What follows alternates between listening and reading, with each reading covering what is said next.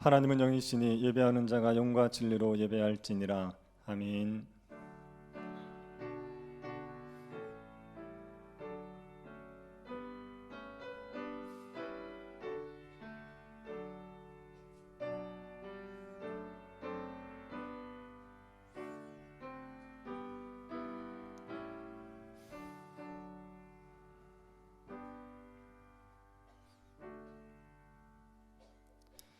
존귀와 찬양을 받으시기에 합당하신 하나님께서 우리를 예배할 수 있도록 은혜 주시니 감사드립니다. 우리를 예배로 불러주신 하나님께서 우리를 위해서 쌓아두신 은혜를 허락하여 주옵소서. 영광의 하나님께서 우리와 함께 하셔서 우리의 영혼이 치유되게 하시고 강건케 되게 하여 주시고 정결하게 될 수 있도록 은혜 내리워 주옵소서.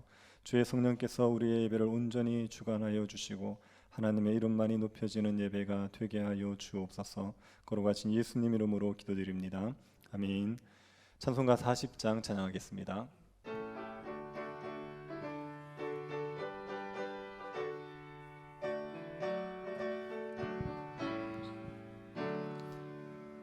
찬송으로 보답할 수 없는 큰 사랑, 주님께 영광 할렐루야. 형제 자매 모두 함께 모여 찬송해. 주님께 영광 할렐루야. 하나님의 자녀여 크게 찬송 부르며 밝고 거룩한 길로 기쁨으로 나아가 주의 보좌 앞으로 속히 들어가겠네. 주님께 영광 할렐루야. 우리 받은 주님 은혜 한량 없도다. 주님께 영광 할렐루야. 기쁜 찬송 부르면서 천국 가겠네. 주님께 영광 할렐루야. 하나님의 자녀여 크게 찬송 부르며 밝고 거룩한 길로 기쁨으로 나아가 주의 보좌 앞으로 속히 들어가겠네.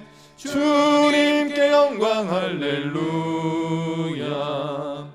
잠시 후에 우리 모두 주를 보겠네. 주님께 영광 할렐루야. 영광스런 보좌 위에 거룩하신 주, 주님께 영광 할렐루야. 하나님의 자녀여 크게 찬송 부르며 밝고 거룩한 길로 기쁨으로 나아가 주의 보좌 앞으로 속히 들어가겠네. 주님께 영광 할렐루야. 만국 백성 천국에서 소리 높여서 주님께 영광 할렐루야. 영원토록 주의 공로 찬양하겠네. 주님께 영광 할렐루야. 하나님의 자녀여 크게 찬송 부르며 밝고 거룩한 길로 기쁨으로 나아가 주의 보좌 앞으로 속히 들어가겠네. 주님께 영광 할렐루야. 사도신경으로 신앙 고백하겠습니다.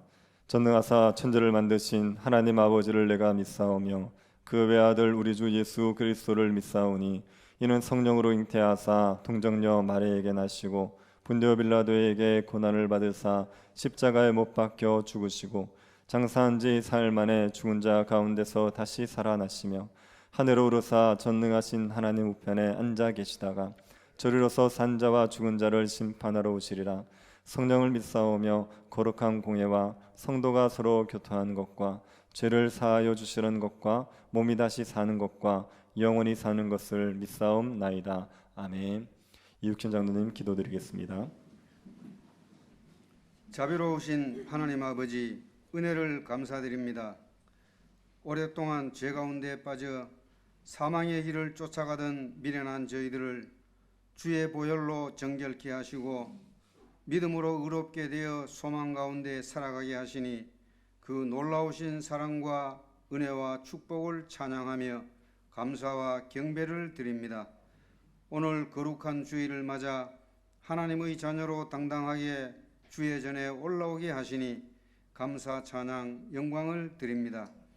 그럼에도 수시로 세상을 기웃거리며 비틀거리는 못난 모습들을 십자가로 용서하시고 하나님의 신실한 십자가 군병으로 살아가게 인도해 주시옵소서. 먼저 주의 교회를 섬기며 헌신하는 목사님과 교역자들을 위하여 기도드립니다. 말씀을 전하며 가르치는 일이나 맡은 부서를 이끌어갈 때에 성령 충만케 하시고 건강과 지혜와 믿음과 명철을 더하여 주셔서 맡겨진 귀한 사역을 잘 감당케 해 주시옵소서. 뛰어난 영적 분별력과 통찰력으로 복음의 메시지를 뜨겁게 전하며 한 영혼 한 영혼이 복음 안에서 은혜로운 삶을 살아가도록 열정적으로 보살피며 지혜롭게 이끌어갈 능력과 사랑을 부어 주시옵소서. 더불어 선한 환경도 허락하시고 시험에 들지 않게 늘 지켜 보호해 주시며 가정마다 평강과 소망과 기쁨이 넘치는 복된 가정으로 축복해 주시기를 비옵니다. 지금도 말씀을 전하는 담임 목사님께 성령으로 동행하셔서 귀한 말씀이 온 성도의 삶 가운데 생명수가 되고 삶의 나침판이 되도록 인도해 주시옵소서. 그리하여 모든 성도들이 말씀 안에서 거짓과 위선을 벗어 던지고 정직하게 살아가게 해 주시옵소서. 더러운 일을 탐하기보다는 청빈을 택하며 말씀 가운데 신실하게 살아가는 모든 성도들, 주일학교 학생들이 되도록 능력으로 인도해 주시옵소서. 갈릴리 호수의 풍랑도 말씀으로 잠잠케 하시고 중풍병자와 눈먼 자도 고치시고 심지어 죽은 자도 살려주셨던 주님, 영적으로 눈멀고 죽은 자 같은 저희들일지라도 에스겔 골짜기의 마른 뼈가 일어나듯이 새롭게 일어나게 하시고 교회가 직면한 많은 어려운 일들, 특별히 예배당 건축과 물된 동산 같은 교회다운 교회가 하나님의 은혜 안에 순적히 이루어지게 길을 열어 주시옵소서. 토요일로 예정된 임직식도 은혜 안에 진행되어 하나님을 기쁘시게 하며 교회의 큰 덕이 되고 새로운 부흥의 출발이 되게 축복해 주시옵소서. 지금도 고통 중에 주님을 찾으며 부르짖는 주의 백성들을 긍휼히 여겨 주시고 질고나 극심한 가난, 뒤엉킨 쓴 뿌리들로부터 해방되고 풀려나는 은총을 허락해 주시옵소서. 수험생들과 취업을 준비하는 분들, 새로운 사업을 꿈꾸는 모든 분들에게 지혜를 주시고 형통한 길로 인도해 주시옵소서. 하지만 그리 아니하실지라도 어떤 처지에서나 자족하는 비결을 배워 항상 기뻐하고 기도하며 감사하는 그리스도인이 되도록 성령으로 인도해 주시옵소서. 나라와 민족을 위해 기도드립니다. 이 땅에 부정과 불법과 온갖 제약이 만연하지만 우리 가운데 이를 밝히고 비추어 녹일 수 있는 남겨진 자들이 있게 하시고 그들을 통하여 이 땅이 축복의 땅이 되게 이끌어 주시옵소서. 특별히 부름받은 주의 백성들이 직분을 넘어 성도의 이름에 걸맞는 거룩한 무리가 되어 교회만은 세상으로부터 인정받는 교회다운 교회가 되도록 은혜를 내려 주시옵소서. 영과 진리의 예배 가운데 주님 홀로 영광 받아 주시기를 비오며 예수 그리스도의 이름으로 기도드립니다. 아멘.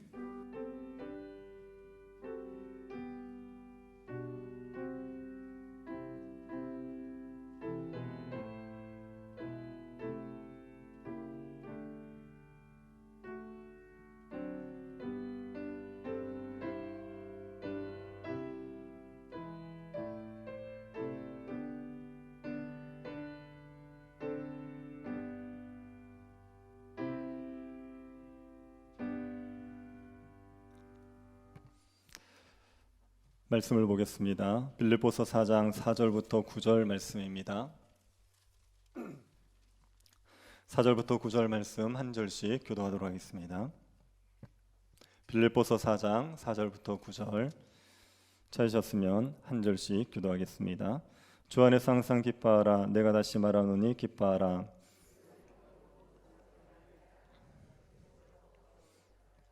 아무것도 염려하지 말고 다만 모든 일에 기도와 간구로 너희 구할 것을 감사함으로 하나님께 아뢰라.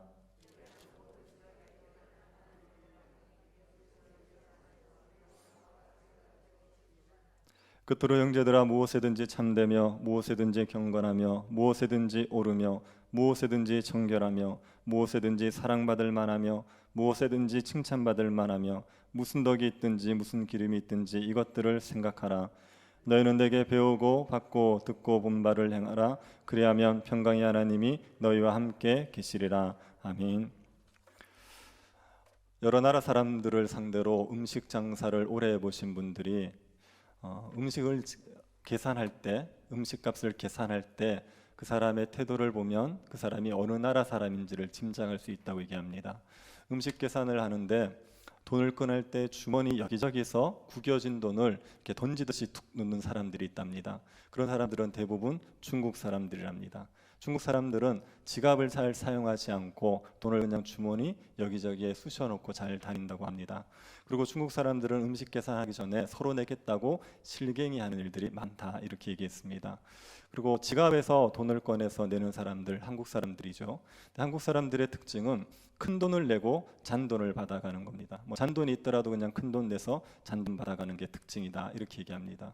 그리고 음식값을 정확하게 계산해가지고 딱 내는 사람들이 있습니다. 잔돈까지도 다 맞춰내고 얼마입니다 얘기하기 전에 알아서 내는 사람들, 그런 사람들은 일본 사람들이랍니다. 일본 사람들은 음식점에 오기 전에 그 가격이 얼마인지를 다 계산해서 음식값을 준비해서 온다고 얘기를 합니다. 그리고 잔돈을 줬을 때 이것을 헤아려 보는 사람들이 있습니다.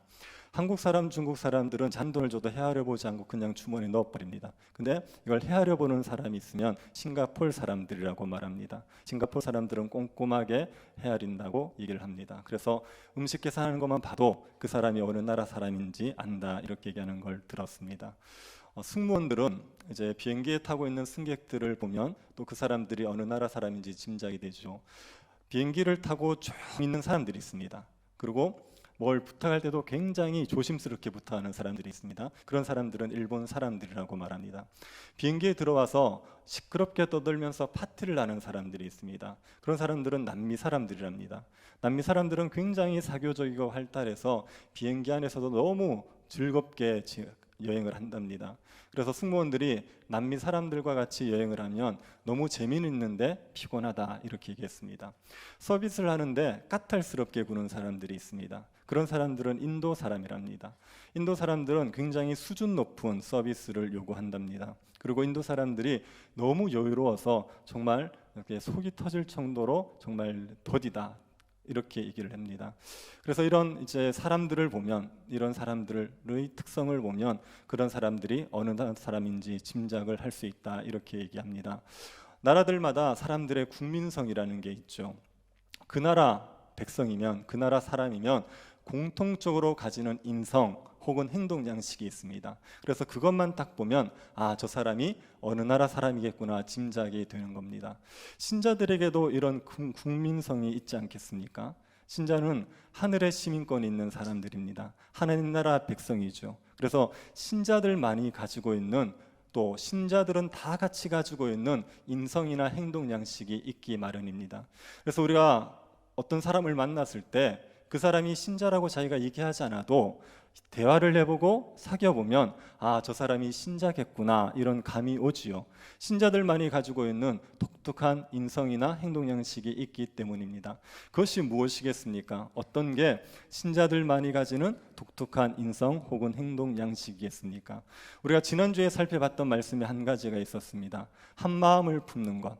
서로 생각이 다르고 기질이 다르고 마음에 들지 않는 사람들도 서로 하나가 되기 위해서 애쓰고 한 마음을 품으려고 애쓰는 게 신자들입니다.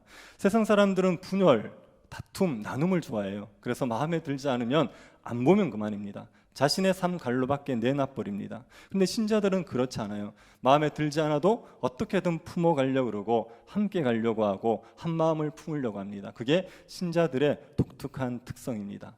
오늘 본문에서도 신자들이 가지는 독특한 인성 혹은 행동 양식을 우리에게 말해주고 있습니다. 4절 한번 보시겠습니까?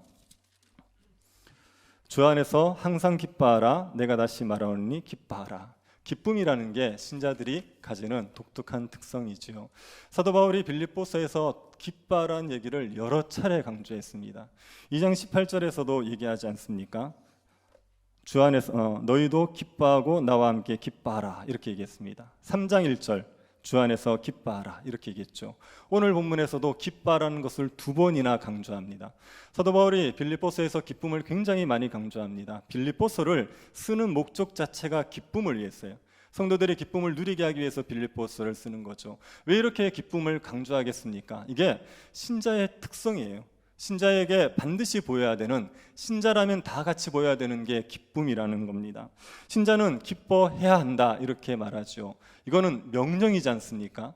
그래서 신자들은 기뻐하는 건 우리의 선택사항이 아니라 우리가 마땅히 해야 될 의무입니다. 우리는 마땅히 기뻐해야 됩니다. 그래서 만약에 기뻐하지 않으면 하나님의 말씀에 불순종하는 거예요.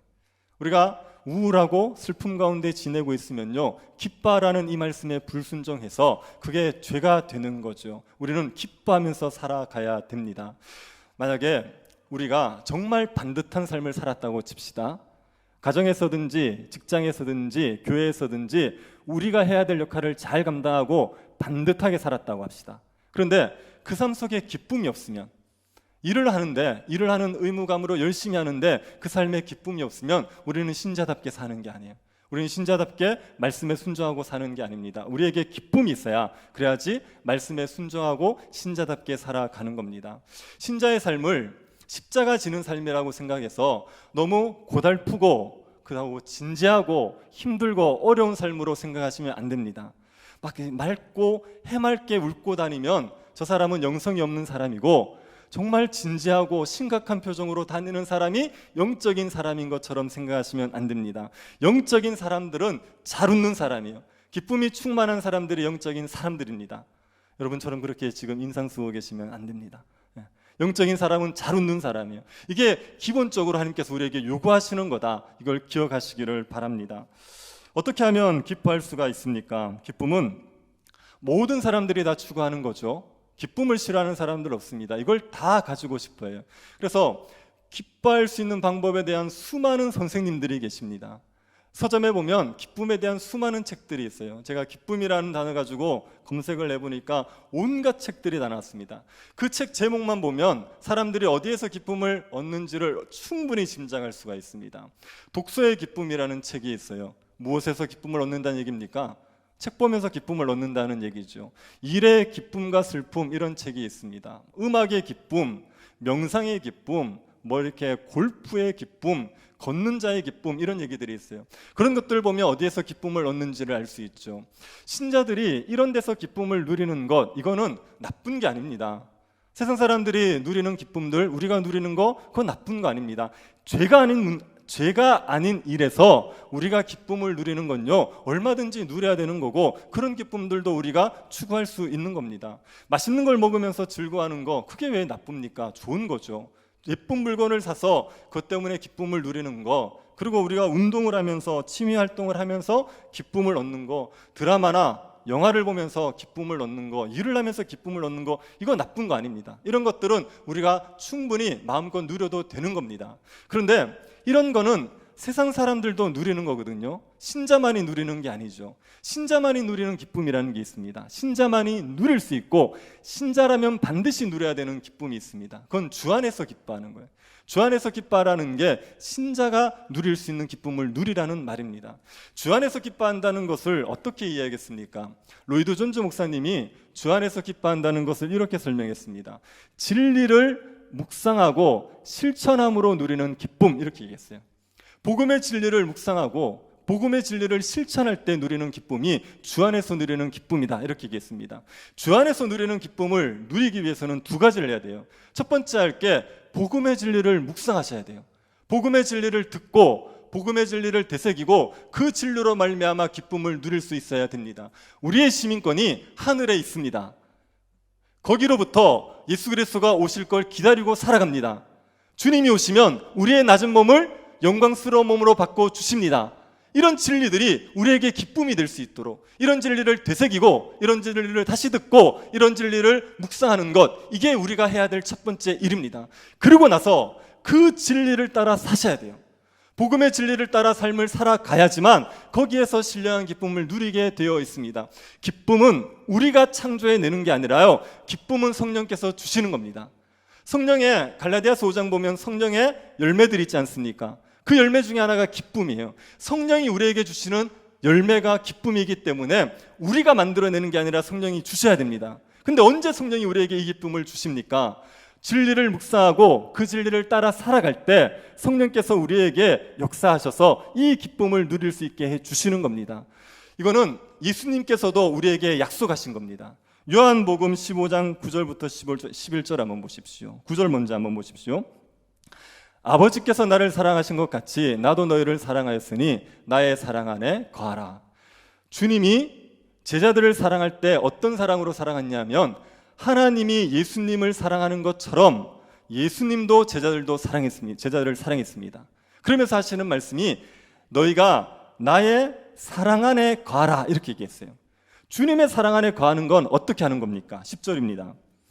내가 아버지의 계명을 지켜 그의 사랑 안에 거하는 것 같이 너희도 내 계명을 지키면 내 사랑 안에 거하리라. 주님이 하나님의 사랑 안에 거하셨어요. 하나님과 사랑의 관계 속에서 사셨습니다. 어떻게 그렇게 살았느냐? 주님이 아버지의 하나님의 계명을 지켰습니다. 그것 때문에 하나님 아버지와 사랑의 관계 속에서 사신 겁니다.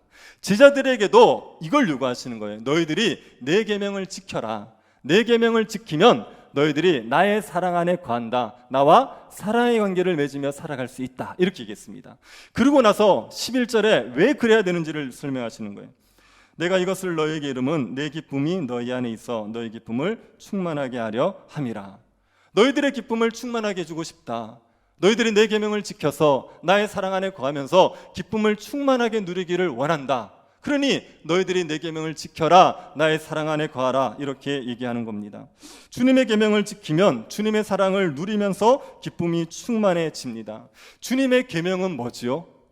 주님이 우리에게 요구하시는 계명 뭡니까? 서로 사랑하라. 이게 주님의 계명이에요. 그래서 서로 사랑하는 계명에 따라서 다른 이웃들을 사랑하고 섬기고 살아가면 그러면 주님이 주는 기쁨을 충만하게 누리게 되는 겁니다. 우리가 이 기쁨이 어떤 기쁨인지 알지 않습니까? 신자는요, 이게 어떤 기쁨인지 알아요. 이걸 맛보고 살아가고 맛보고 누리기 때문에 그렇습니다. 하나님의 말씀을, 복음의 진리를 자꾸 묵상하면 우리에게 하나님께서 뭘 요구하시는 것 같습니까? 십자가의 이야기를 듣고 주님이 우리에게 행하신 일들을 자꾸 들으면 주님이 우리에게 어떤 명령을 하신다고 느껴집니까? 사랑하라는 명령을 하시는 거예요. 다른 이웃들을 사랑해라, 이런 마음을 주시죠. 그래서 말씀을 묵상하고 복음을 묵상하면 우리 안에 누군가를 사랑할 마음이 생깁니다. 어려운 사람들 좀 돕고 싶은 마음이 있다, 이렇게 생기죠. 그 말씀에 순종해 보십시오. 그러면 그때 신령한 기쁨이 밀려오게 되어 있어요.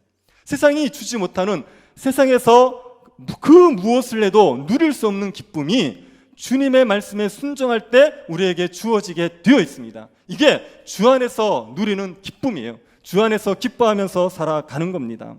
여러분, 복음의 진리, 주 안에서 기뻐하지 않는 건요, 죄가 된다고 얘기하지 않았습니까? 우리가 기쁨을 누리지 못하면 하나님의 말씀에 불순종하는 거다, 이렇게 얘기했죠. 이게 왜 죄가 되냐면, 기쁨이라는 건 우리가 만들어낼 수는 없지만 기쁨을 누리기 위해서 우리가 해야 될 일이 있습니다. 복음의 진리를 묵상하고 그 진리를 따라 사는 것, 이건 우리가 해야 될 일입니다. 그런데 우리가 기쁨을 못 누린다는 얘기는 무슨 얘기입니까? 이걸 안 하고 있다는 얘기예요. 복음의 진리를 묵상하지 않고 있다는 얘기입니다. 그 진리를 따라 살아가지 않는다는 얘기예요. 그러니까 기쁨을 못 누리는 겁니다. 복음의 진리를 묵상하고 그 진리를 따라 살아가면 기쁨은 반드시 주어집니까? 안 주어질 수도 있습니까? 이건 반드시 주어지는 거예요. 하나님께서 이것은 약속이기 때문에 이건 반드시 누리게 되는 겁니다. 그래서 우리가 복음의 진리를 묵상하고 따라 살아갈 때 기쁨이 충만해지는데, 우리의 삶에 기쁨이 없다는 얘기는 복음의 진리와 상관없이 살고 있다는 얘기예요. 복음의 진리를 묵상하지도 않고 그 진리를 따라 살기도 힘쓰지 않으니까 삶의 기쁨이 없는 겁니다. 그래서 기뻐하지 않는 게 우리에게 죄가 되는 거예요. 이게 우리에게 문제가 되는 겁니다. 여러분, 주 안에서 기뻐하셔야 됩니다. 그러기 위해서 복음의 진리를 들으십시오. 복음의 진리를 반드시 들으셔야 됩니다. 아니, 교회를 오셔서 설교를 좀 들으시죠. 자꾸 이렇게 집에서 주무시던 거, 못 주무시던 거 예배 때 주무시지 마시고 설교를 좀 들으시는 게 어떻겠습니까? 교회를 제가 보니까 성도들이 교회 와도 설교를 다 듣는 건 아닌 것 같더라고요. 교회 왔는데도 집에 가스레인지 불 켜놨냐 꺼졌냐 이거 고민하고 있고 뭐 이렇게 빚 고민하고 있고 막 그리고 설교를 안 듣는 분들이 많은 것 같더라고요. 설교를 좀 들으십시오. 그냥 막 설교를 그냥 듣고 있으면 뭐 이렇게 당장 은혜가 되고 안 되고를 떠나가지고 지금 또 옆에 있는 분들 자꾸 깨우지 마시고 당장 되고 안 되고를 떠나서요 말씀을 쭉 듣다 보면요 기쁨이 생기게 되어 있습니다. 그러니 설교를 들으십시오. 복음의 진리를 잘 설명하는 내용들을 자꾸 들으시기를 바랍니다. 성경을 읽으십시오. 성경을 읽으시고 복음의 진리를 묵상하시고 복음의 진리를 자꾸만 마음에 외우시는 게 정말 좋습니다. 우리에게 진리에 대해서 성경에서 명확하게 얘기하고 있는 것들, 우리가 믿음으로 이루어지는 거다, 이런 것들을 자꾸 외우시면 거기에서 우리의 마음속에 기쁨이 생기게 되어 있어요. 그러고 나서 그 말씀에 순종하셔야 돼요. 정말 그 진리를 따라 살아가기 위해서 애쓰셔야 됩니다. 복음의 진리를 묵상해서 순종하며 살아갈 때 그때 우리에게 기쁨이 충만해진다고 하셨으니까 이 약속을 믿으시고 그렇게 한번 살아보십시오. 그러면 우리의 삶에 기쁨이 충만하게 되어 있습니다. 지금 복음의 진리를 묵상하고 따라 산다고 얘기할 때 주님이 요구하시는 게 뭐라 그랬죠? 우리를 서로 사랑하라, 이걸 요구한다 그랬어요. 그래서 여러분, 바울이 기뻐하라는 얘기를 하기 전에 뭘 얘기했습니까? 그 앞에 요디아와 순두에게 뭘 하라고요? 서로 마음을 합하라, 이걸 얘기한 거예요. 왜 그 마음을 합하라는 얘기를 하고 나서 기뻐하라는 걸 명령하는지 이해가 되십니까? 성도들이 서로 다투고 분열하고 있으면 기쁨을 못 누립니다. 서로 분열하는 가운데는 성령이 주시는 이 신령한 기쁨을 누릴 수가 없어요. 그러니까 너희들의 마음을 합해야 된다, 서로를 사랑해야 된다, 그래야지 너희들이 이 기쁨을 충만하게 누린다고 얘기하는 거예요. 그래서 먼저 마음을 합하라, 그 다음에 기쁨을 누려라, 기뻐하라, 이렇게 얘기하는 겁니다. 성도들과 마음을 합하기 위해서 애쓰십시오. 이게 주님의 명령입니다. 주님의 뜻입니다. 그러니 이 일에 순종하려고 하시면 여러분의 마음에 썩 원치 않아도 이 일에 마음에 순종을 담아서 실행하시면 그러면 기쁨은 밀려오게 되어 있습니다. 제가 금요기도회 때 시편 35편 설교하면서 이런 메시지로 설교했어요. 다윗이 원수들을 위해서 기도할 때 하나님의 공의로운 심판을 요구했다. 그런데 예수 그리스도께서는 공의로운 심판을 요구한 게 아니라 그들의 죄를 용서해달라고 기도했다. 그래서 우리도 주님 본받아서 원수를 위해서도 축복하는 기도를 하는 사람이 되자, 이렇게 설교를 했었어요. 어떤 분이 그 말씀을 들으시고 저한테 그 코리텐붐에 대한 이야기를 해주셨습니다. 코리텐붐이라는 사람은 네덜란드 사람입니다. 여자분인데, 근데 이분이 네덜란드가 독일의 침략을 받았을 때 그때 유대인들을 보호해줘요. 나치가 유대인들을 학살했지 않습니까? 그래서 그 유대인들을 보호해 준 것 때문에 이 사람이 강제 수용소에 들어갑니다. 강제 수용소에 들어가서 모진 고난을 받았죠. 그리고 아버지와 언니가 거기 수용소에서 소천을 하셨어요. 죽었어요. 그래서 굉장히 큰 고통을 겪었는데 나중에 수용소에 나오고 나서 온 세계를 다니면서 설교를 했습니다. 한 번은 독일에 가서 설교를 했어요. 독일에 가서 설교를 하고 마치고 나서 성도들과 악수를 하는데 자기를 그 수용소에서 괴롭혔던 간수가 거기 있었던 거예요. 그 설교 다 마치고 와서 코리텐붐에게 설교에 은혜 받았다고, 당신 때문에 내가 죄사함의 은혜를 누렸다고, 그리고 악수를 하고 손을 내미는 겁니다. 그때 순간적으로 갈등이 일어나더래요.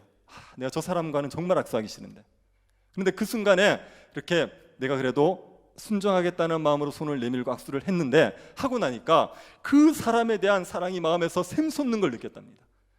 당장은 그게 안 되죠. 아니 그 악수하는 게 뭐 대단한 일이야 이렇게 얘기하지만, 아니 그 직접 당해보십시오.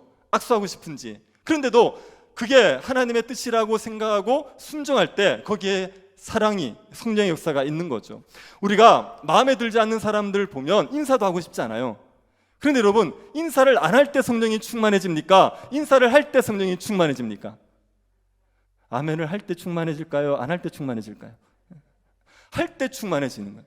그러니까 여러분, 여러분의 감정에 너무 충실하지 마시고 말씀에 순종을 하십시오. 하나님께서 이렇게 하라고 하신 말씀에 순종하면 거기에 성령의 역사가 생기게 되어 있습니다. 그럴 때 우리 마음에 기쁨이 밀려오면 우리 마음에 있는 상처와 우리 마음에 있는 분노도 그 기쁨이 녹이게 되어 있어요. 주님이 주는 신령한 기쁨이 우리 마음에 있는 아픔들을 씻어내게 되어 있습니다. 그러니 말씀을 묵상하고 말씀에 실천하는 삶을 살아가시기를 바랍니다. 사도 바울이 이 기쁨을 가끔 누리라고 그랬습니까? 항상 누리라고 그랬습니까? 항상 누리라는 거예요. 가끔 누리지 마라. 이거는 너희들이 항상 누릴 수 있는 거다. 어떻게 항상 누립니까? 방법은 똑같아요. 진리를 묵상하고 실천하는 삶을 언제든지 살아가시면 그러면 항상 누릴 수가 있습니다.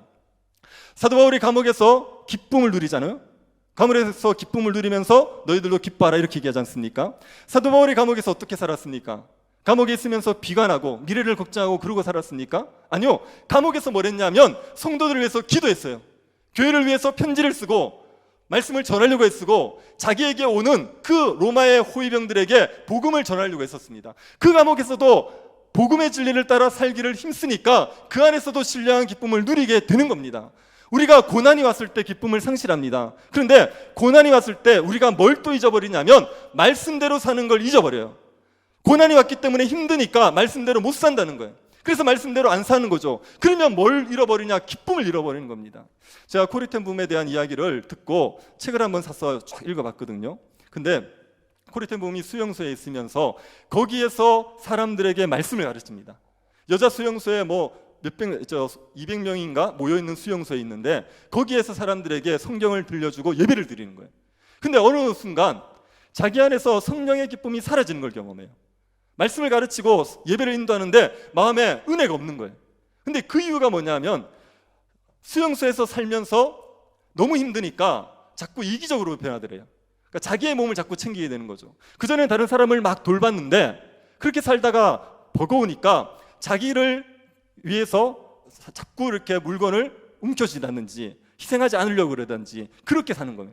그러고 나니까 성령의 기쁨이 사라지더래요.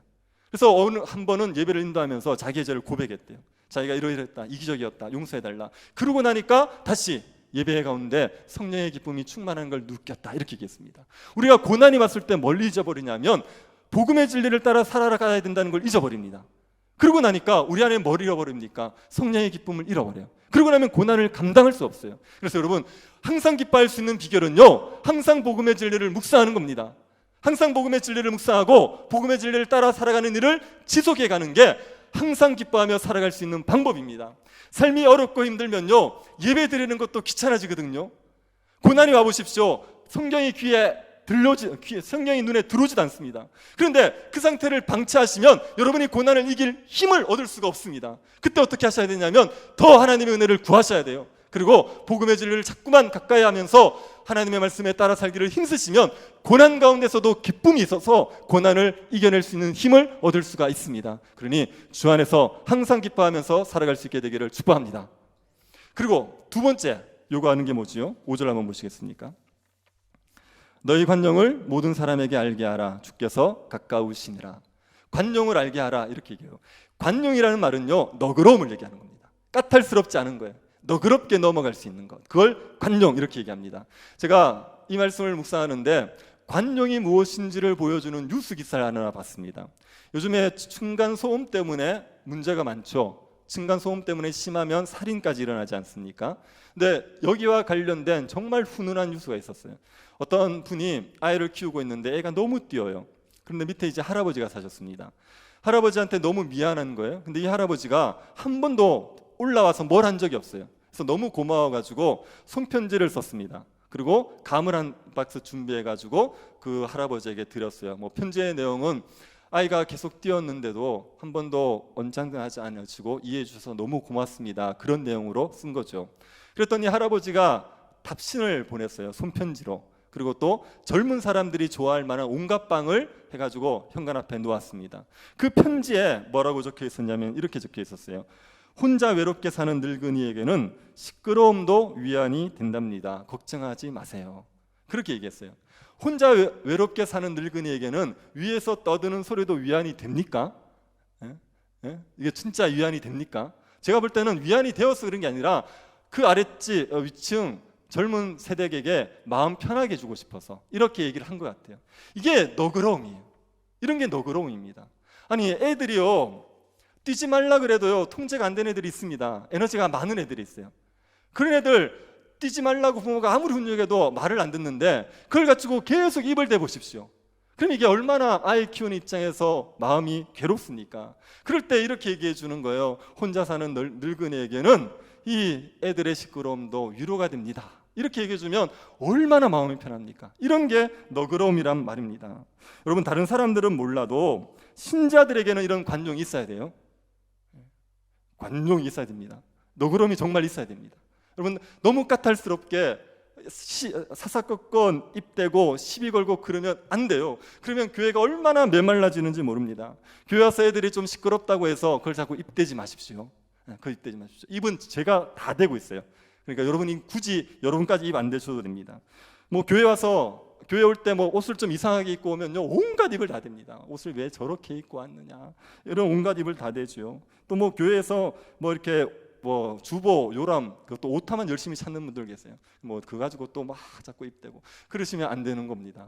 어떤 목사님이 교회 부임해 가지고 성도들한테 설교하면서 그 얘기를 했대요. 우리 집 사람이 교회 올 때 한쪽은 빨간 스타킹을 신고 한쪽은 하얀 스타킹을 신고 와도 아무 말 하지 마시라고. 우리 집 사람은 내가 단돌이 할 테니까 아무 말 하지 마시라고 그렇게 얘기했대요. 뭘 요구하는 겁니까? 이 너그러움을 요구하는 거예요. 중요하지 않은 문제에 목숨 걸지 마시라고요. 중요하지 않은 문제 때문에 그걸 가지고 시비 걸지 마시라고 이걸 요구하는 겁니다.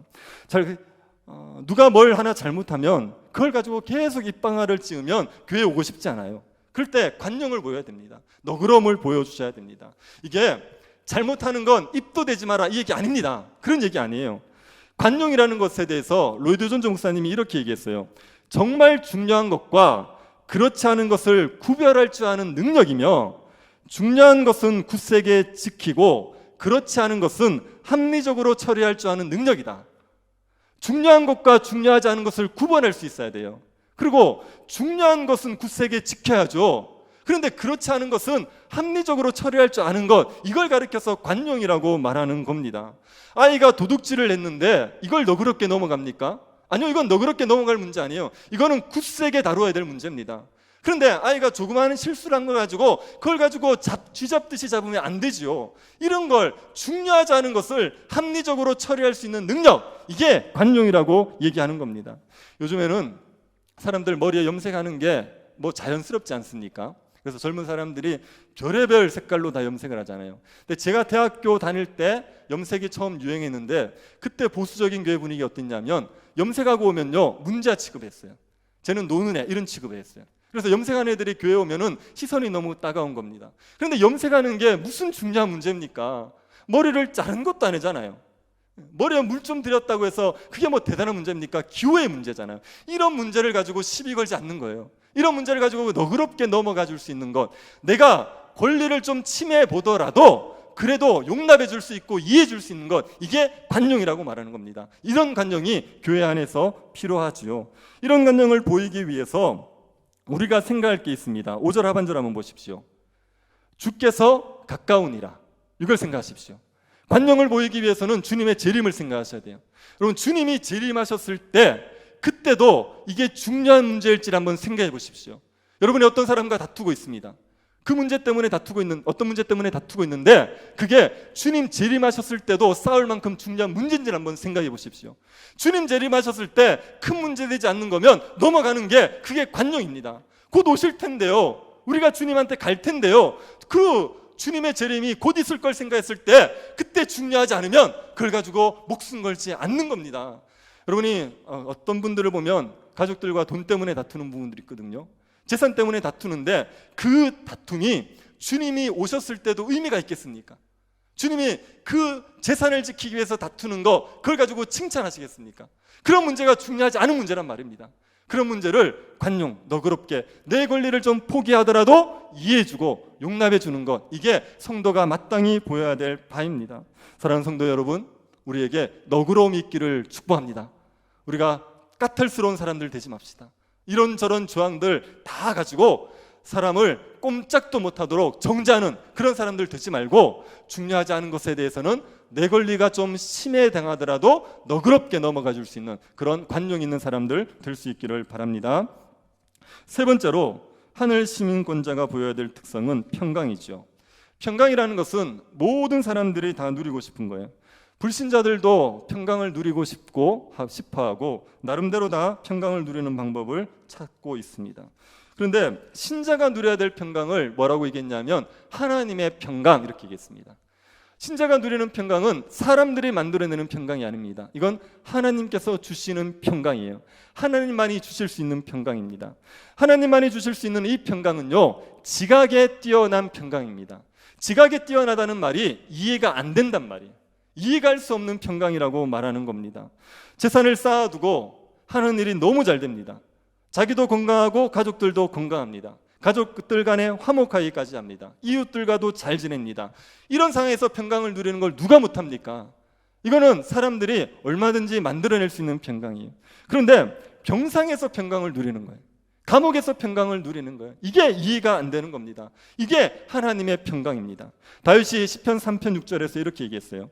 천만인이 나를 에워싸 진친다 하여도 나는 두려워하지 아니하리다. 천만인이 에워싸 진을 치는데 두려워하지 않을 수 있는 것, 이거는요 이해가 안 되는 평강, 하나님께서 주시는 평강입니다. 시편 23편에서는 사망의 음침한 골짜기를 다닐지라도 해를 두려워하지 않는다고 얘기하죠. 사망의 음침한 골짜기를 지나가는데도 해를 두려워하지 않을 수 있는 것, 이런 것들이 사람이 만들어내는 평강이 아니라 하나님께서 주시는 평강입니다. 베드로는 감옥에 딱 갇혀서 사형 선고를 앞두고 있었습니다. 내일이면 죽어요. 근데 그날 밤에 잤습니다. 푹 잤습니다. 천사가 옆구리를 쳐서 깨워야 될 정도로 잤단 말이에요. 그렇게 사형을 앞두고 있는 사람이 감옥에서 잘 수 있는 그런 평강, 그게 지각에 뛰어난 평강입니다. 성도들이 좋아하는 내 평생에 가는 길 찬양 아시죠? 이 찬양이 어떤 배경에서 지어준지 아시지 않습니까? 이 찬송가 가사를 지은 사람이 스태포드 씨입니다. 이분이 배사고로 딸 넷을 한꺼번에 잃고 나서 그 사고 현장에서 지은 시가 이 시예요. 그 상황에서 내 영혼이 평안하대요. 이게 말이 되는 일입니까? 딸 넷을 한꺼번에 잃었는데, 그런데 어떻게 영혼이 평안할 수 있습니까? 이게 지각에 뛰어난 평강, 하나님의 평강입니다. 신자가 누려야 되는 평강은 이런 평강이에요. 신자는 이런 평강을 누려야 됩니다. 왜냐하면 이 평강을 누려야 신자가 복음을 영화롭게 할 수 있습니다. 우리가 믿고 있는 십자가 복음의 영화로움을 드러내는 것은요, 환난 가운데서도 누리는 평강, 이걸 누릴 때 우리가 복음이 영화로운 것을 세상에 드러낼 수가 있어요. 신자가 세상에서 성공할 수 있습니다. 명문대학 가고 좋은 직장 가고 세상에서 국회의원 되고 장관 되고 대통령 될 수 있어요. 그런데 신자가 세상에서 성공한 것 때문에 사람들이 신자가 가진 복음에 대해서 놀라합니까? 그렇지 않습니다. 우리는 그게 다 하나님의 은혜라고 놀라울 수 있겠지만, 그러나 세상은 그렇게 인정하지 않아요. 왜냐? 복음을 받아들이지 않은 사람들도 얼마든지 세상에서 성공할 수 있습니다. 복음 받아들이지 않은 사람들도 재벌 될 수 있고 대통령 될 수 있고 국회의원 될 수가 있습니다.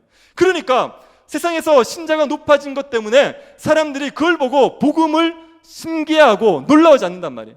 무엇 보고 놀라냐면 환난 가운데서도 평강을 누리는 걸 보고 놀라워요. 도저히 기뻐할 수 없는데, 도저히 평안할 수 없는데 그런 상황 속에서도 평강을 누리는 것, 이걸 보고 깜짝 놀라고 우리가 가지고 있는 비밀이 뭔지를 알고 싶어 하는 겁니다. 여러분이 그 이지선 자매를 기억합니까? 이지선 자매 전신에 55도의 화상을 입었어요. 3도, 55% 3도 화상을 입었습니다. 그런데 그 자신의 화상당한 두 번째 삶을요 너무 행복해하고 지냈어요. 이것 때문에 사람들이 신기하지 않습니까? 닉 부이치체는 사지가 없어요. 그런데도 전 세계를 다니면서 사람들에게 위로를 주지 않습니까? 사람들이 신기한 거죠. 어떻게 저 상태에서도 평강을 누리냐? 나는 멀쩡한데 피부도 하나 탄 거 없고 사지 다 했는데, 그런데도 삶이 죽겠는데, 그런데 어떻게 저 사람은 저 상태에서도 평강을 누리냐? 이게 놀라우니까 그들이 전하는 복음에 관심을 기울이게 되는 겁니다. 우리가 세상에서 성공해야지, 그래야지 세상이 우리를 주목할 거라고 생각하지 마십시오. 성공해야지 주목하는 게 아니라 평강을 누려야 됩니다. 환난 가운데 힘들고 어려울 때도 평강을 누리면 세상이 우리가 가지고 있는 복음을 궁금해하고 우리를 부러워하게 되는 겁니다. 그래서 여러분, 평강을, 하나님이 주시는 이 평강을 누리기를 힘쓰셔야 됩니다. 어떻게 하면 이 하나님이 주시는 평강을 누립니까? 첫 번째 할 일이 염려하지 말아야 되죠. 아무것도 염려하지 말아야 됩니다. 여러분, 분명히 여기에서 아무것도라고 얘기했습니다. 큰 건 염려하고 작은 건 염려하지 말라, 그렇게 얘기하지 않았어요. 아무것도 염려하지 말라 얘기했습니다.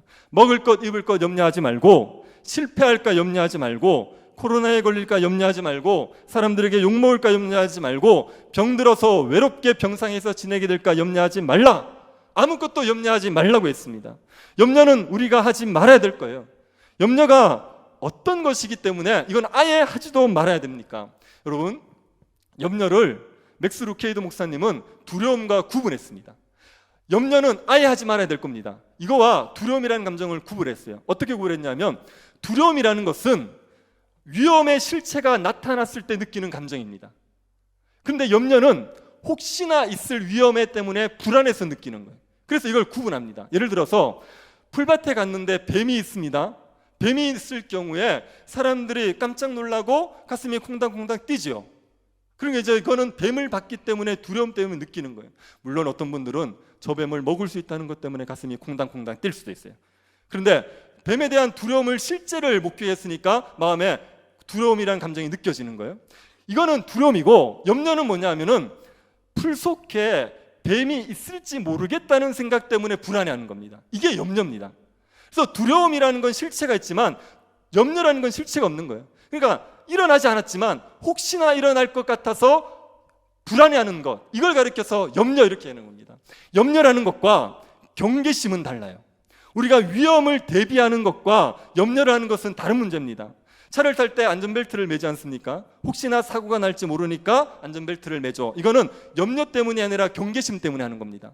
경계심은 나쁜 게 아니에요. 이건 필요한 겁니다. 아이들 양육할 때 아이들에게 누가 낯선 사람이 맛있는 거 사주겠다고 하면 따라가라고 합니까? 가지 말라 합니까? 따라가서 맛있는 거 얻어먹고 와라, 아빠는 못 사준다, 그럽니까? 이거는 가지 못하게 하죠. 왜요? 그거는 이제 경계심을 가져야 되니까. 우리가 어떤 문제가 있을 때 경계심을 가지고 대비하는 건 아무 문제 없어요. 그건 염려가 아닙니다. 염려는 뭐냐면요, 일어날 가능성이 없는 사소한 것에 대해서 지나치게 겁을 내는 거예요. 지금 코로나 때문에 코로나에 걸릴 수 있다고 염려할 수 있죠. 경계심을 가질 수 있죠. 그래서 우리가 백신도 맞고 마스크를 하는 겁니다. 이거는 문제가 안 되는데, 코로나 때문에 아예 밖에를 못 나가요. 이거는 염려예요. 이건 지나친 거예요. 이거를 버리라는 거예요. 염려를 하지 마라. 일어날 가능성이 없는 것들, 이런 가능성이 희박한 것들, 그런 것들 때문에 너무 예민하게 지나치게 굴지 말라는 거예요. 어떤 분은 요즘에 미세먼지가 많잖아요. 그래서 밖에서 음식을 먹을 때 미세먼지를 예방하기 위해서 비닐봉투를 쓰고 음식을 먹는데요. 이게 염려입니다. 너무 지나친 거예요. 너무 과도한 거예요. 그런 걸 다 버려라. 염려는 버려야 된다, 이렇게 얘기했습니다. 근데 이 염려라는 놈은요, 잘 버려지잖아요. 염려는요, 우리의 상상력을 타고 가지고 점점 몸집을 키워가게 돼 있습니다. 한번 염려가 들어오지 않습니까? 그러면 상상력을 통하여서 염려가 점점 커지게 되어 있어요. 병원에 갔더니만 대장에 혹이 하나 있대요. 용종이 하나 있는데 괜찮을 것 같은데 한번 검사해 봐야 되겠습니다, 그렇게 얘기했습니다. 그랬더니 집에 와서 그때부터 상상력을 발휘하는 거예요. 이 용종이 암일 것 같다. 암이면 수술을 해야 되냐, 항암을 해야 되냐, 수술을 하다가 내가 죽으면 어떻게 되냐, 수술비가 없는데 어떡하지, 내가 죽으면 남편 어떡하고 아이는 어떡하고. 그래서 아침에 낮에 용종이라는 얘기를 들었는데 저녁에 장례를 치러버렸어요. 그게 이제 염려의 특징이에요. 그래서 이 염려는요, 쉽게 이게 제어가 되지 않습니다. 그래서 염려하지 않기 위해서 뭘 해야 됩니까? 기도를 해야 되는 겁니다. 하나님 앞에 기도하라는 거죠. 하나님께 맡기라는 겁니다. 우리가 염려하는 것은요, 일어날 가능성이 전혀 없는 건 염려하지 않아요. 근데 단 1%라도 있으면 염려하게 되는 겁니다. 그럴 때 대책을 세울 수 있으면 세워야 되지만, 그게 안 되면요, 하나님께 맡겨버려야 됩니다.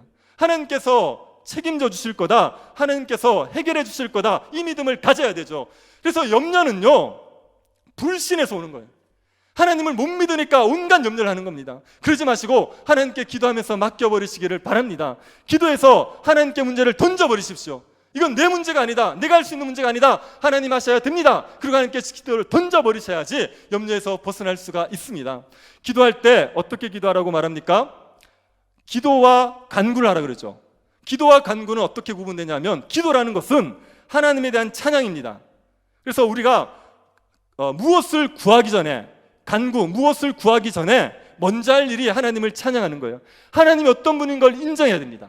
하나님이 선하십니다. 하나님이 전능하십니다. 하나님이 사랑이 풍성하십니다. 하나님은 신실하십니다. 이걸 인정하셔야 돼요. 하나님을 자꾸 인정하고 하나님을 높이는 걸 간구 전에 먼저 하셔야 됩니다. 그리고 간구할 때는 감사함으로 간구하는 거죠. 감사함으로 간구한다는 얘기는 하나님이 나에게 행하신 일들을 기억하면서 하나님께 감사를 먼저 드리고 그리고 간구하라는 거예요. 왜요? 하나님이 나에게 행하신 일을 기억하면 하나님이 이 문제 가운데도 나를 도우실 걸 믿을 수 있거든요. 그러니까 하나님 앞에 먼저 감사해라. 감사하면서 기도하면서 찬양하면서 하나님을 인정해라. 하나님에 대한 믿음을 가져라. 이 얘기를 먼저 하는 겁니다. 여러분이 염려가 생겼을 때 이 문제를 가지고 하나님 앞에 기도해야 되는데 기도가 안 나올 때 있어요. 그럴 때 간구를 먼저 하지 마시고 뭘부터 하셔야 되냐면 찬양을 먼저 하십시오. 하나님을 충분히 찬양하십시오. 그리고 여러분에게 주신 것들에 대해서 감사하기 시작하십시오. 하나님께서 어떤 것을 주셨는지를 기억하고 하나님이 얼마나 놀라운 일들을 행하셨는지를 기억하십시오. 그 일을 먼저 하고 나서 마음에 믿음이 생길 때 그때 하나님 앞에 간구하는 겁니다. 그렇게 간구하면 하나님께서 우리에게 지각에 뛰어난 평강을 주십니다. 하나님께서 평강을 주셔서 이해할 수 없는 평강이 우리의 마음을 주장하게 되어 있습니다. 이 평강을 누리면서 살아가시기를 바랍니다. 마지막 네 번째로 신자들이 가져야 될 특성 8절입니다. 끝으로 형제들아 무엇에든지 참되며 무엇에든지 경건하며 무엇에든지 오르며 무엇에든지 정결하며 무엇에든지 사랑받을 만하며 무엇에든지 칭찬받을 만하며 무슨 덕이 있든지 무슨 기름이 있든지 이것들을 생각하라. 이 말은 언제나 참된 사람이 되려고 해라. 언제나 진실한 사람이 되려고 해라. 언제나 경건한 사람이 되려고 하라. 언제나 의로운 사람이 되려고 하라. 사랑받을 만한 사람, 칭찬받을 만한 사람, 덕이 있는 사람이 되려고 해라 이 얘기입니다. 어떤 상황이든지 어디에 있든지 간에 참되고 경건하고 의롭고 진실한 이런 사람이 되려고 힘써라. 그런 사람이 되기를 추구해라. 어디 가서든지 칭찬받는 사람이 되고 어디 가서든지 사랑받는 사람이 되고 어디 가서든지 덕이 있는 사람이 되기를 추구해라. 이렇게 얘기하는 겁니다. 내가 이런 사람이야. 내가 이런 존재로 부름받았으니 내가 이렇게 살아야 돼. 이걸 끊임없이 생각하라는 거예요. 그리고 그렇게 살아가기를 힘쓰라고 얘기하는 겁니다. 신자는 어디에서나 참된 사람이 되어야 됩니다. 신자는 어디에서나 경건한 사람이 되어야 돼요. 신자는 어디에서나 의로운 사람이 되어야 됩니다. 칭찬받고 사랑받는 사람이 되기를 추구하셔야 됩니다. 이렇게 살아가면 어떤 일이 벌어집니까? 평강의 하나님이 우리와 함께 하시는 거죠. 우리가 이런 것들을 추구하면 평강의 하나님께서 우리와 함께 하시게 되어 있습니다. 그래서 세상이 우리를 볼 때 하나님이 당신과 함께 하시는군요, 이걸 인정하게 되어 있어요.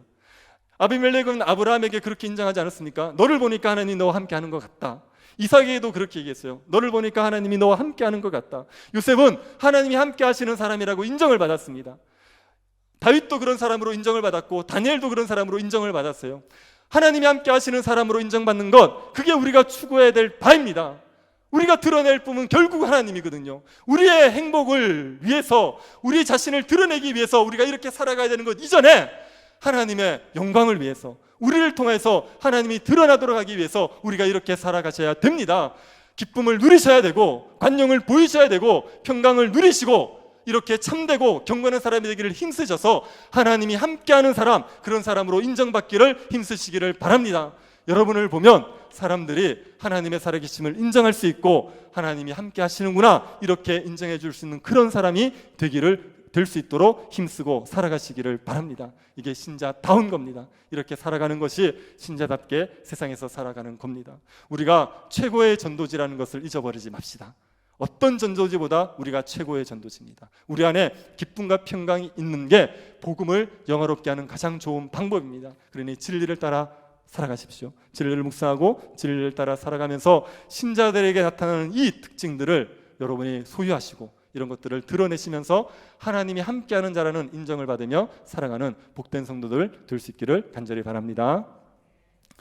자비하신 하나님, 우리를 하늘의 시민권자가 되게 하신 것을 감사드립니다.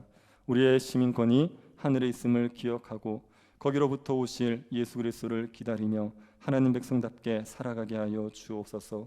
한 마음을 품게 하여 주십시오. 기뻐하고 관용을 보이고 평강을 누리게 하여 주옵소서. 언제나 진실하고 경건하고 의로운 사람 되기를 힘써서 하나님이 함께하는 자라 인정받게 하여 주옵소서. 걸어가신 예수님 이름으로 기도드립니다. 아멘. 찬송가 191장 찬양하면서 봉헌하겠습니다.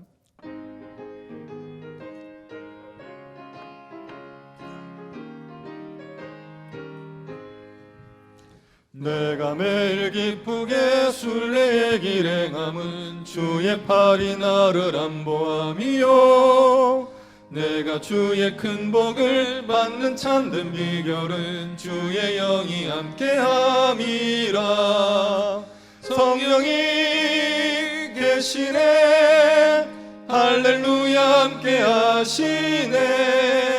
좁은 길을 걸으며 밤낮 기뻐하는 것 주의 영이 함께함이라. 전에 죄에 빠져서 평안함이 없을 때 예수 십자가의 공로 힘입어 그 발 아래 엎드려 참된 평화 얻음은 주의 영이 함께함이라. 성령이 계시네, 할렐루야 함께하시네. 좁은 길을 걸으며 밤낮 기뻐하는 것 주의 영이 함께함이라. 나와 동행하시고 모든 염려하시니 나는 숲의 새와 같이 기쁘다. 내가 기쁜 마음으로 주의 뜻을 행함은 주의 영이 함께함이라. 성령이 계시네, 할렐루야 함께하시네. 좁은 길을 걸으며 밤낮 기뻐하는 것 주의 영이 함께함이라. 세상 모든 욕망과 나의 모든 정욕은 십자가에 이미 못을 박았네. 어두운 밤이 지나고 무거운 짐 벗으니 주의 영이 함께함이라. 성령이 계시네, 할렐루야 함께하시네. 좁은 길을 걸으며 밤낮 기뻐하는 것 주의 영이 함께함이라. 슬픔과 염려 가운데 살아갈 수밖에 없던 우리들을 주의 백성 삼으셔서 기쁨과 평안을 맛보게 하심을 감사드립니다. 매일매일 버거운 삶을 살아가는 저희들이지만 주께서 주시는 능력으로 살아가고 있음을 고백하며 하나님 앞에 감사의 예물을 드립니다. 우리가 드리는 예물을 받으시고 우리의 믿음의 고백도 받아 주옵소서. 주께서 교회를 사랑하셔서 귀한 분들을 직분자로 택하여 주시고 임직식을 하게 하시니 감사드립니다. 직분을 맡는 모든 분들에게 구원에 대한 감사와 직분에 대한 감사가 넘쳐나게 하여 주옵소서. 하나님께서 교회를 위해서 귀한 직분자 세워 주셨음을 온 성도들이 기뻐하며 감사하는 임직식 되게 하여 주옵소서. 새 교회당 건축을 지금까지 인도하여 주신 하나님께 감사드립니다. 주님만 의지하며 한 걸음 한 걸음 나아가게 하여 주옵소서. 어려움이 있더라도 반드시 형통하게 하실 하나님을 믿을 수 있도록 은혜 더하여 주옵소서. 새 교회당을 세우면서 우리를 향한 주님의 사랑과 믿음을 다시 한번 확인할 수 있도록 은혜 더하여 주옵소서. 입시를 앞두고 있는 수험생들에게 평안과 지혜와 건강을 더하여 주시고 취업을 준비하는 청년들에게 길을 열어주시고 병중에 있는 성도들에게 치유의 은혜를 베풀어 주옵소서. 여러 가지 고난 가운데 뒀어도 우리가 주님의 십자가만을 바라보며 고난을 넉넉히 이기게 하여 주옵소서. 걸어가신 예수님 이름으로 기도드립니다. 아멘. 장로님 강구하시겠습니다. 주보 6면에 있는 교회 소식을 전해드립니다. 오늘 새로 오신 분이나 여행 중에 오신 분들을 환영합니다. 새가족 등록을 하실 분은 교역자에게 말씀해 주시기를 바랍니다. 오늘 3부 예배 후에 정기 당회가 있습니다. 이번 주 토요일 30일은 임직 감사 예배가 있습니다. 오후 2시입니다. 오후 2시에 임직 감사 예배가 있습니다. 학습 세례 공부를 안내합니다. 11월 7일 성례주일에 학습 세례, 입교, 유아 세례를 받으실 분들은 사무실에 교육 신청을 해 주시고 아래 교육 일정에 참여해 주시기를 바랍니다.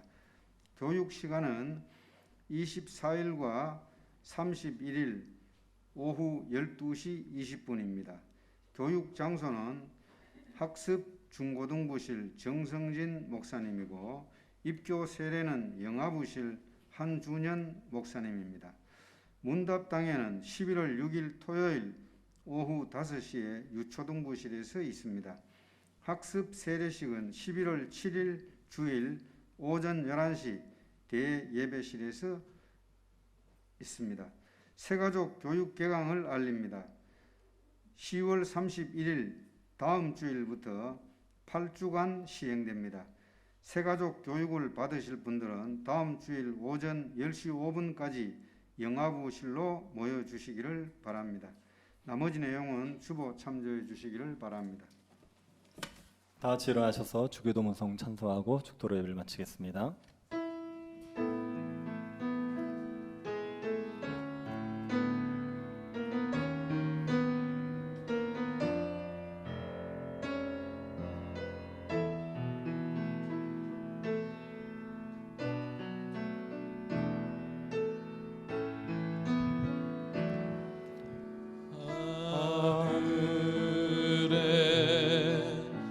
계신 아버지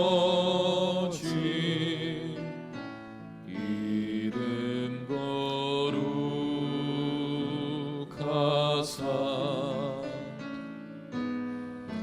주님 나라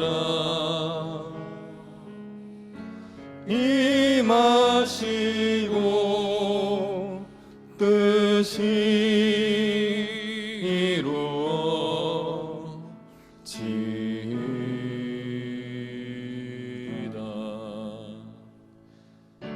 일용할 양식 주시고 우리들의 큰 죄 다 용서하옵시고 또 시험에 들게 마시고 악에서 구원하소서. 대개 주의 나라 주의 권세 주의 영광 영원히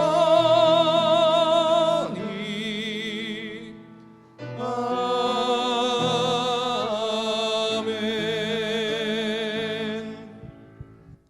지금은 우리 주 예수 그리스도의 은혜와 하나님의 사랑과 성령의 교통을 이루하심이 사랑하는 주의 백성들의 머리 위에 지금으로부터 영원토록 함께 있을지어다. 아멘.